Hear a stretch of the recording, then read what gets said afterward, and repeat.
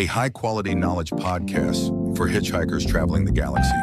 This is Lab 42.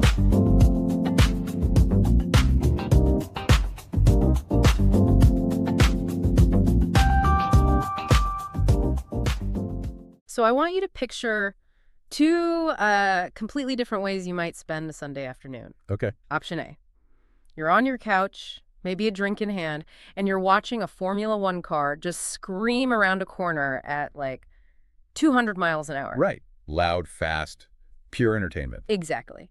But then there's option B. Oh, boy. You're sitting in some gray government office and you're reading a dense 300-page defense contract. All about artillery procurement and supply chain logistics. Decidedly less fun. And probably more important. But yeah, definitely less fun. You'd think they are worlds apart. But I've been going through this stack of sources you sent over, logistics articles, military strategy papers, and if you peel back the skin, they're the same thing. You're talking about the hidden operating systems. Exactly. That is the theme of this whole deep dive. We are looking at two extreme examples of human organization. One is built for entertainment, that's Formula One, and the other is built for pure survival, this new middle power doctrine in national defense. And the reason the comparison works, I think, is that they're both solving what look like impossible problems. Right. Whether it's moving a whole city across the world in 48 hours or defending your country when you can't just spend trillions of dollars like the U.S. It's all about the systems underneath. So let's start with the one that looks like a party. Let's talk F1. Let's do it. Now, most people, and I include myself here, we see F1 as a sport. Sure. 20 drivers. Go fast. Right. But the logistics papers, they describe it very differently. They call it a moving city or even a nomadic tribe. Which is, a much more accurate way to describe the scale. We're not just talking about shipping 20 cars and a few spare tires. No. The data shows they move about 1,200 tons of cargo per race. 1,200 tons. I mean, what does that even look like? Put that in perspective. Okay, so picture 12 Boeing 747 freighters just packed to the absolute limit. Wow. Or, if you think in terms of ships, about 100 large shipping containers. And the kicker isn't just the weight, it's that they have to do this 24 times a season. And I was looking at the 2025 schedule from the notes. It's not like a neat tour where you just drive east. No, it's a mess. It looks like a logistical heart attack. It's a complete nightmare. You have European races, and then they're sandwiched between what they call flyaways. So intercontinental jumps. Yeah. You're at Italy one week, and then somehow you have to be in Singapore or Miami right after. Physics says it shouldn't work. So how do they do it? You can't drive at all. You can't fly at all. What's the strategy? The source material called it a multimodal symphony. Right, which is just a fancy way of saying they treat the whole operation like a body. They break it down into biological systems. Okay, I like that. So what are they? The pulse, the skeleton, and the capillaries. The pulse. Let's start there. The pulse is air transport. This is for the absolute critical organs of the car. The chassis, the engines. The engines, transmissions, all the computer systems. They fly on chartered Boeing 777s, and they use a method called LIAF. Last in, first out. Exactly. It's like a surgeon's tray. You don't put the scalpel at the bottom of the pile. Right. When that plane lands, those parts are the first ones off because the mechanics need them, like right now. But again, the math here. Flying 1,200 tons would just bankrupt the entire sport. Oh, totally. It's prohibitively expensive. So that's where the skeleton comes in. That all goes by sea. The heavy stuff. Yeah, the garage walls, the hospitality suites, furniture, all the catering gear. It's slow, but it's cheap, and it handles the bulk. And the capillaries. That's the road network. So for the European leg, you'll see these massive convoys, maybe 400 trucks crossing borders. And they just keep moving? They never stop. They use double-man trucks. So one driver sleeps in the cab while the other one drives. The truck literally doesn't stop moving until it hits the track. Okay, but hang on. There's a huge logical gap here for me. You said the skeleton, the heavy garage stuff, goes by sea. A ship is slow. So if you have a race in Australia this week and then one in the US 2 weeks later, a boat cannot physically cross the Pacific in time. You're right. It can't. You can't beat physics. So they cheat. How do you cheat physics? With a strategy called leapfrogging. See, we assume a team like Ferrari has one garage setup that they move around. They don't. They don't. They have 5 or 6 identical C kits. They're clones. Clones. So they're not moving the same garage. They're just going to a different one that's already there waiting for them. Precisely. So C kit A leaves Europe in January and goes to Australia. After that race, it gets packed up and it doesn't go to the next race. It goes straight to, say, the U.S., skipping everything in between. While Kit B is already waiting for them in China. And Kit C is on its way to Japan. You got it. That's amazing. They're converting a velocity problem into a capital problem. They just spend money to duplicate everything. They spend money to delete time. It's an inventory cost they're willing to pay to survive the calendar. Okay, that phrase, spending money to delete time, that seems to be the core of it. But money doesn't solve for a lack of space. Which brings me to the Monaco case study. The Monaco miracle. Reading about it gave me anxiety. It's the crown jewel of the sport, but for logistics people, it is just hell on earth. The source calls it a logistical impossibility. It's what, 2.1 square kilometers? And you have to fit this massive circus into these tiny, winding streets. And the metaphor they use there is the cell, which fits perfectly. How so? Think of Monaco as a living cell. If you just shove 500 trucks into the city, the cell bursts. Total gridlock. So they rely on osmosis. Osmosis. Okay, explain. They create buffers outside the city. Trucks don't drive straight to Monaco. They wait in big parking lots in Italy or France, Ventimiglia or Nice. So they don't overwhelm the city. Right. Then they have a staging area called Nebraska. The source called that the Golgi apparatus. Which takes me right back to high school biology. Me too. The Golgi sorts and packages proteins. At Nebraska, every truck is sorted by priority. Nothing goes down to the city, to the nucleus, until it's called for. And that leads to that one in, one out rule. Active transport. A truck can only enter when another one leaves. It is incredibly strict. You could be the world champions team, but if it's not your slot, you wait. But the part that really got me was the last mile. Yes. Because eventually the trucks hit the harbor, and you can't drive a truck across a yacht gangplank. And this is where this entire high-tech system just completely falls apart. It goes from Boeing 777s to guys with no shoes on. Literally. Yeah. You have this billion-dollar operation, and it comes down to teams of guys, often barefoot for better grip, hand-carrying crates of champagne and engine parts across these swaying gangplanks. Because the trucks can't reach the peripheral tissue, as the source put it. Exactly. It doesn't matter how advanced your system is. If the environment says carry the box, you carry the box. There's another layer here I found surprising. We've talked about speed, but not fairness. The silence. Yes, on Tuesday mornings. What is that? It's one of my favorite details. On Tuesday morning, all the trucks are lined up, ready to go. The mechanics are itching to get started. But it's dead silent. Nobody moves. Why? Is it a union thing? No, it's a sporting rule. The rule of synchronization. Okay. In F1, setup time is practice time. If one team gets a garage built 4 hours early, they can start running simulations sooner. That's a huge competitive advantage. So the logistics manager is also the referee? Yes, they hold everyone back until the very last truck from the last team arrives. Then, and only then, they give the signal, unlock, and it is just pure chaos. Everyone starts at the same second. Organized chaos until the real world gets in the way. We have to talk about that butterfly effect incident from 2022. The Melbourne crisis. Yeah, this shows how fragile it all is. Yeah. A single ship carrying the sea kits for 3 teams, Ferrari, Haas, and Alfa Romeo, got stuck in Singapore. And if that gear doesn't show up, those teams literally can't race. They don't have walls. They don't have a garage. And if 3 teams can't race, you don't really have an event anymore. You have a lawsuit. You have a big problem. So DHL had to make a call.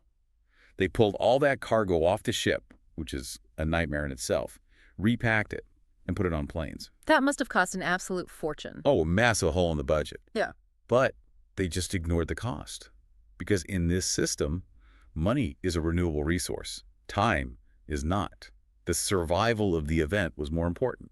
So looking forward, the sources talk about digital twins and smart sensors. Is this just corporate buzzword bingo? No, it's very real. The digital twin lets them run thousands of simulations. They can predict French labor strikes or typhoons in Japan and find workarounds before the truck even sorts its engine. And the smart sensors, that's the spy stuff, right? It sounds paranoid, but yes. Ooh. They have sensors inside the cargo that detect light. So if a box is opened, even a tiny crack in transit, it sends an alarm. Because someone might be trying to snap a photo of a new piece of tech. It's exactly. Industrial espionage.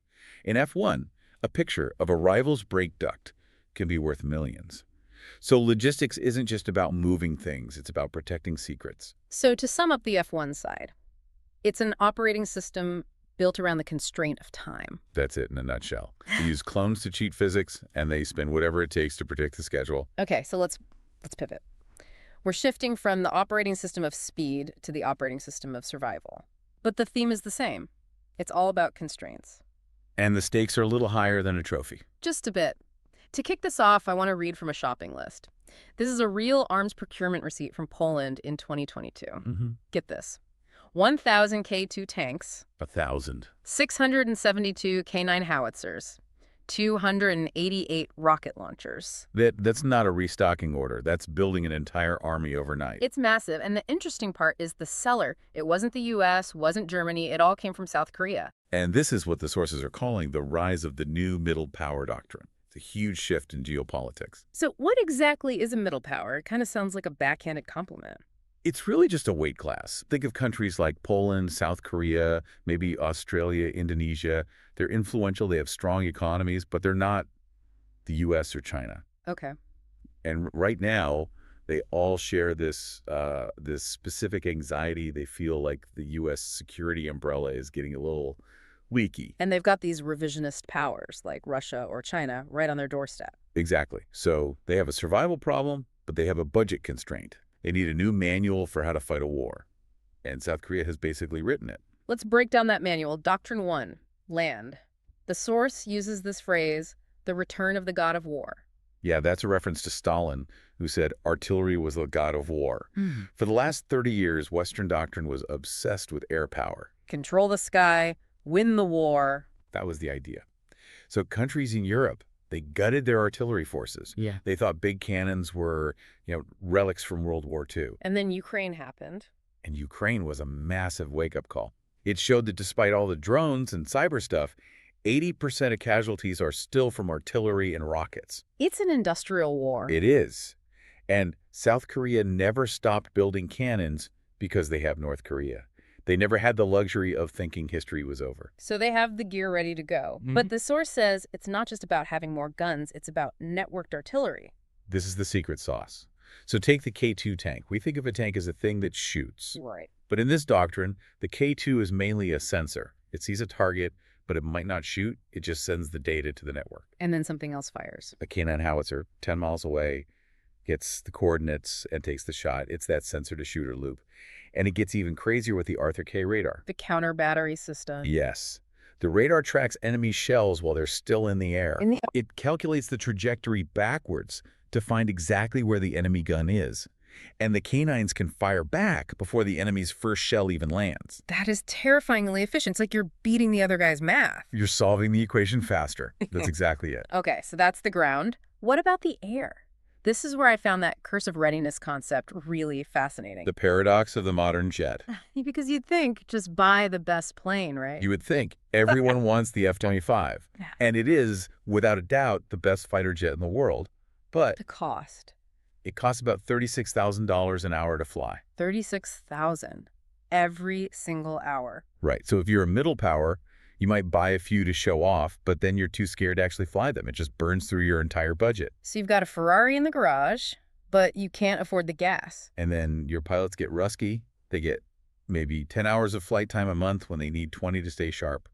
And a great plane with a bad pilot is just an expensive target. So what's the Korean solution to that? It's called the high-low mix. You buy a few F-35s, that's your high end. For day one of a war, kicking down the door. But for the low end, for the day-to-day stuff, you buy the F-A-50. The Korean light fighter. Which costs about $5,000 an hour to fly. That's a huge difference. A massive difference. It means you can fly it all day long. Your pilots get their hours, they stay sharp, they can do border patrols. It creates a lethal air force without bankrupting you. The democratization of air power, as the text called it. It's so pragmatic. Good enough and available beats perfect but parked.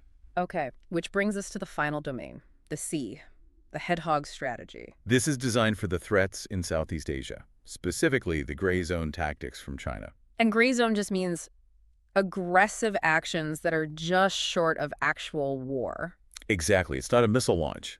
It's swarms of fishing boats or these massive Coast Guard ships just bullying their way into other countries' waters. You can't fire $1 million missile at a fishing boat? Right. It's a terrible look. And you can't win a head-to-head naval battle with the Chinese Navy anyway, so don't try to be a lion. Be a hedgehog. Too painful to swallow. You do painful to swallow. And the strategy has two kinds of spikes. The invisible spike is the submarine. The monster in the closet? That's a perfect way to put it. Just the possibility that a sub might be out there forces an enemy fleet to slow way down and waste resources hunting for it. So it's a deterrent just by existing. Mm-hmm. And then you have the visible spike, frigates. These are affordable, well-armed ships that are just there to police the waters, to stand up to the bullies and send a message. It's incredible how consistent the logic is. F1 logistics, K defense. It's all about working creatively inside your constraints. It really is. I mean, if you synthesize it, both of these worlds are about pragmatism. F1 has a time constraint, so they spend money to kill time. And the middle powers have a budget constraint, so they spend smart money to buy survival. It feels like we're moving away from that one-size-fits-all US-centric model. For a long time, the American way was the only way. But not anymore. Not anymore. Now, whether it's a race team using clone kits to cheat geography, or Poland buying Korean tanks to solve a budget problem, these are tailored solutions for specific realities. It's not just about the machine, it's a whole mindset. It is. The smartest organizations aren't trying to overpower their constraints anymore. They're designing systems to flow around them. So here's a final thought for you to chew on. We always focus on the visionaries, right? The generals. But if these hidden operating systems, the logistics managers and the defense planners, are the ones solving the impossible problems, are we seeing the end of the era of the superpower? And the rise of the middle power manager who just knows how to get things done. That's the big question. Maybe the future belongs to the efficient, not just the loud. I like that. Well, that's all we have for this deep dive. Look for the hidden operating systems in your own life. Thanks for listening. See you next time. That's all for today's episode of Lab 42. If you enjoyed this story of impossible engineering, leave us a review. Safe travels, hitchhikers. See you in the next galaxy.